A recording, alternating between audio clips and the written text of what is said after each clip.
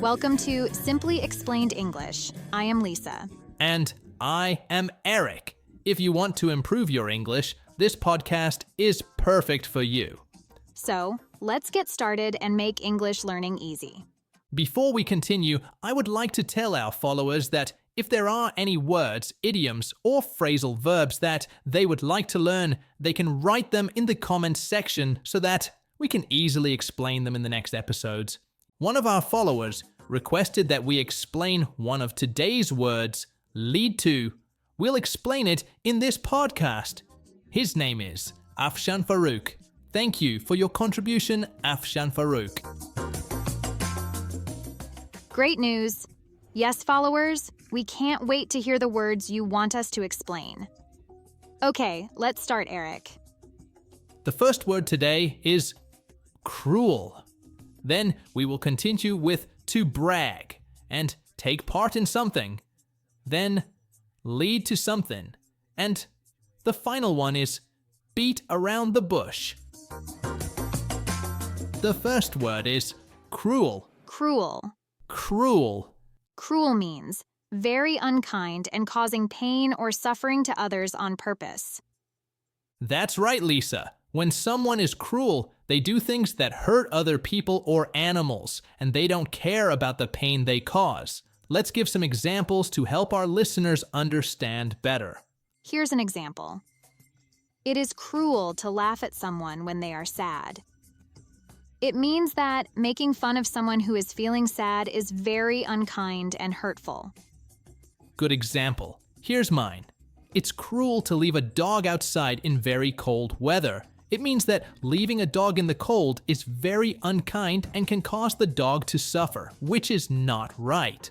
Good example, Eric. Now, let's talk a bit about the grammar. Cruel is an adjective, so it describes a noun.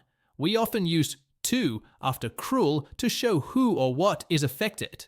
For example, cruel to animals, or cruel to each other.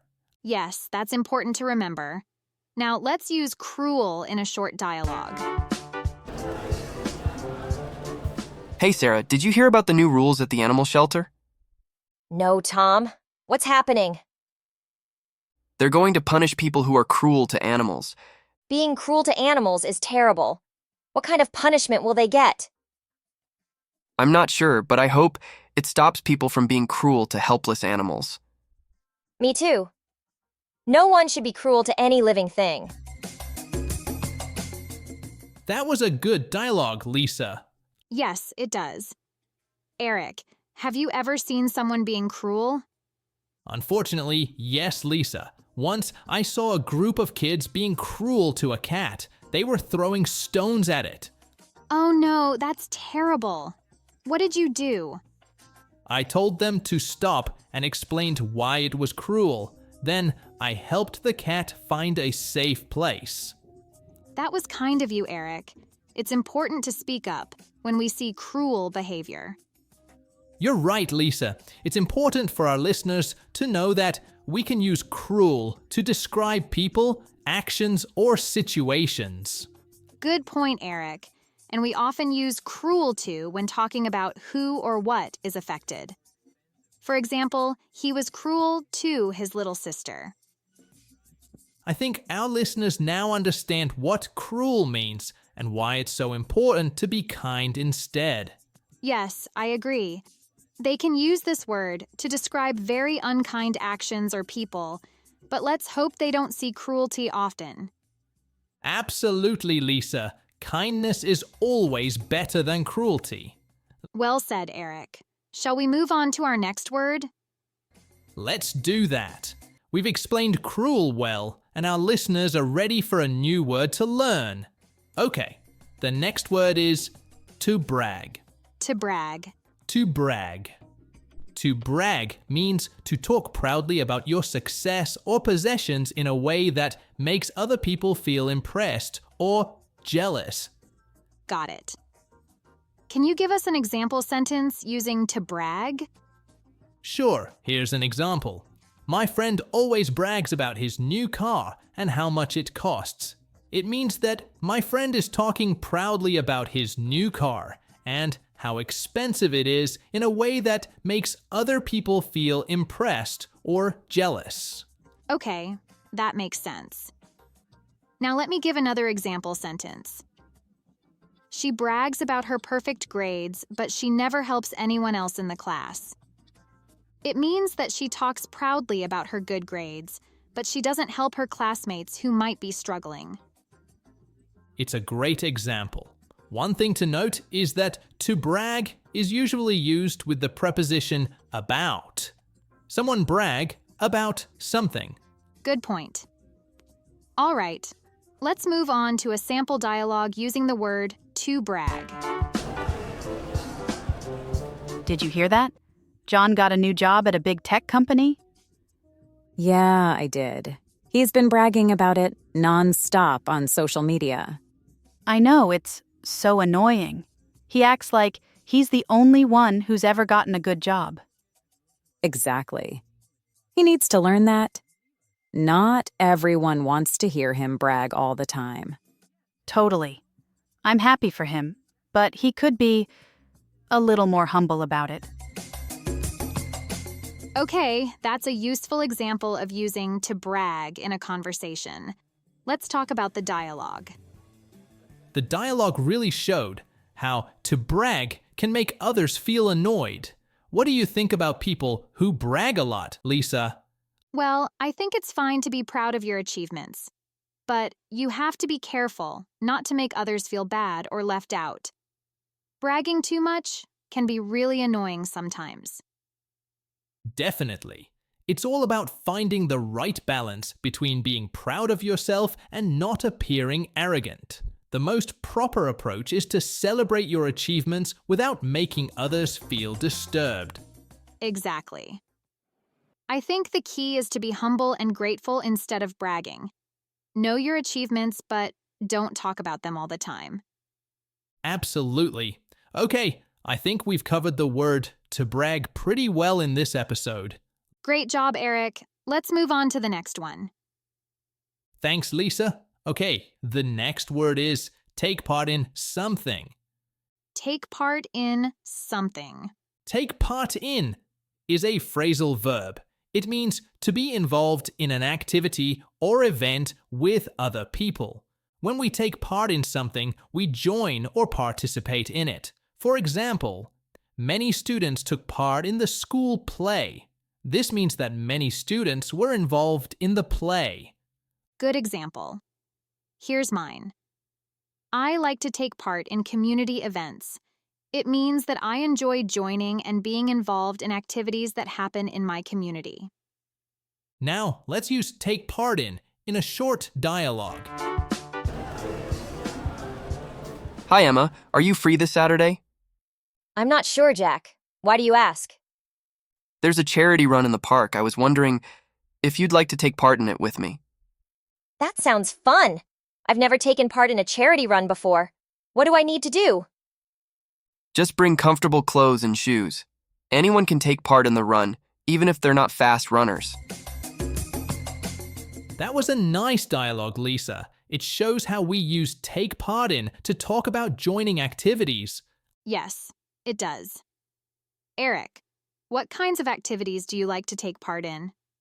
I enjoy taking part in sports events. Last month, I took part in a local soccer tournament. How about you? That sounds fun. I like to take part in cooking classes. I took part in a baking class last week and learned to make bread. That's interesting. It's important for our listeners to know that we usually use a noun or noun phrase. For example, take part in a race or take part in the discussion. So our listeners can use this phrase for many different situations? Exactly. It's a very useful phrase for talking about joining any kind of activity. I think taking part in things is a great way to meet new people and learn new skills. Don't you agree, Eric? Absolutely, Lisa. Taking part in activities helps us make friends and try new experiences. Well, I think our listeners now have a good understanding of how to use take part in correctly. Shall we move on to our next word? Yes, we've covered take part in well, and our listeners are ready for the next challenge. The next word is lead to something. Lead to something. Lead to something. Lead to something means to cause something to happen or to result in something. It is often used to show that one thing causes another thing. Yes, and it's important to note that lead is followed by the preposition to. Now, let's look at some example sentences. I'll go first. Here is the first example sentence. Eating too much sugar can lead to health problems. It means that eating a lot of sugar can cause you to have problems with your health. Now, I'll give another example. Studying hard can lead to good grades. It means that if you study a lot, you can get good grades in school. Now, let's move on to a short dialogue that includes this phrase. Hi, Mary. Did you know that exercising regularly can lead to a longer life? Really? How does that work? Well, exercising can lead to better health, and better health can lead to a longer life. That makes sense. I should start exercising more often. That was a good example dialogue. Now, let's talk about it. Eric, do you think exercising regularly is important? Yes, I do. Exercising can lead to many positive things, like better health and more energy. I agree. Exercise can lead to a happier life because when you are healthy, you feel good. Do you exercise regularly, Eric? Yes, I try to exercise at least 3 times a week. It helps me stay fit. How about you, Lisa? I also try to exercise regularly. I usually go for a run in the morning. Running helps me start my day with energy. That's great. So we both know that exercising can lead to good things. Is there anything else you think can lead to a happier life? I think spending time with family and friends can lead to happiness. When you are with people you love, you feel happy. What do you think, Eric? I agree. Having good relationships with family and friends can lead to a lot of joy and support in life. So, to summarize, lead to something means to cause something to happen. For example, exercising can lead to better health, and his actions could lead to him losing his job. That's right. And remember, lead is followed by the preposition to. Well, let's move on to our last word today. What's the last word, Eric? The last word of today is beat around the bush. Beat around the bush. Beat around the bush means to avoid talking about something directly. Instead of saying what you really want to say, you talk about other things. It is an idiom, which means the words together have a special meaning. Now, let's look at some example sentences. Don't beat around the bush and tell me what you want. It means that someone should stop avoiding the main topic and say what they really mean. Now, I'll give another example. When asked about the problem, he just beat around the bush. It means that he did not give a direct answer to the question about the problem. Let's move on to a short dialogue that includes this phrase. Tom, do you like my new dress?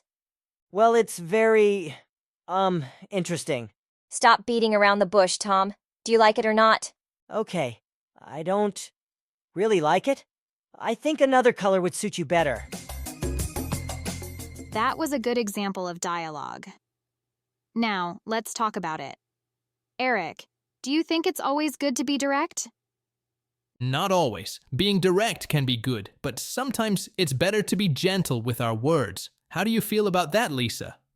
I think it depends on the situation. In some cases, being direct can help solve problems quickly. In other cases, it might be better to beat around the bush a little to be kind. Yes, that's true. So we both agree that beat around the bush means to avoid saying something directly. It can be useful in some situations, but not always the best approach. That's right.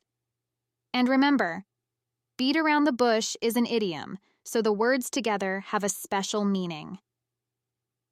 Well, we have reached the end of our podcast. We hope you have learned new words. Thank you for listening to Simply Explained English. Don't forget to subscribe and like our videos. See you next time. Bye-bye.